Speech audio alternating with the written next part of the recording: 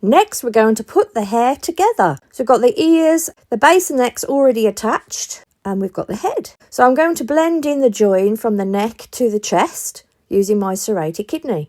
Take your time until the join has completely disappeared. Now you've got to decide which position you're going to put the head in. As you can see, you've got a few options. So you've got to think about the ears and where they're going to attach, and the fact that this is wall mounted. If you lean the head back too far, then will the ears be touching the wall or be in the way? But once you've made your decision on where you're going to attach your head, mark round using the needle tool so you can see where to score. Once you attach the head, it will be a closed form. So make sure to score the area like I'm doing in the video really thoroughly and add plenty of thick slip. Now before we add the head to the neck, got to add some air holes so it'll dry out evenly and won't cause any explosions in the kiln. So I'm just using my needle tool and just add about 5 or 6 holes, however many you like, and then add the thick slip in the area that you've marked. Make sure there's plenty on there, and then do the same on the neck that's already attached to the body.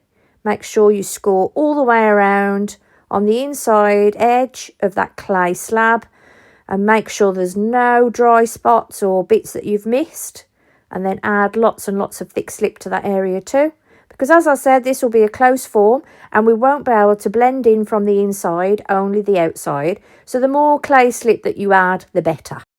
Time to attach. And obviously you can adjust the position at this stage if you want to, because the slip is still quite liquid. And then have a look to see if you're happy. Next is the ears. I've added a coil of clay to the base of the ears just so it fits nicely to the shape of the head. So you could go ahead and do that too. Just make sure to add slip between the 2 pieces of clay that you're going to add, and obviously keep the hole there for airflow. So now I am scoring the bottom of the ear, ready to apply to the back of the head. Same technique as previously, add plenty of thick slip, and as this will be a closed form, won't be able to blend in from the inside of the ear very well. And obviously make sure you've marked on the head where you're going to apply the ears before you do this, and make sure to score the area thoroughly. And also don't forget the air holes. So I'm applying the thick slip in the area I'm going to apply the ear, and then I'm applying my pinholes for airflow, so that the sculpture can dry out evenly. Add about 5 or 6 holes, and then it doesn't matter if one gets covered up. And I've got a little piece of foam just at the back there to give me some support. Using my needle tool just to scoop out the hole in the ear a little bigger, so I can see that I don't cover up my air holes on the head.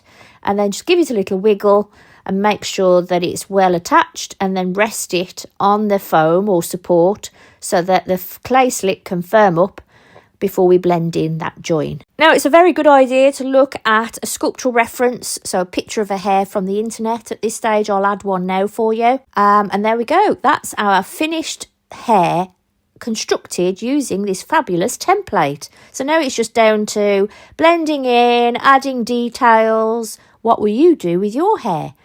I'll show you an image of what I do with mine, but this is the basic structure, and what the template gives you is a blank canvas as always, so you get to decide the details. What do you think? The template is available for this hair if you would like to have a go. I have lots of templates to choose from, and the link is on my page wherever you're watching me from. I gave mine a March hair feel, and I'll post an update once it's glazed.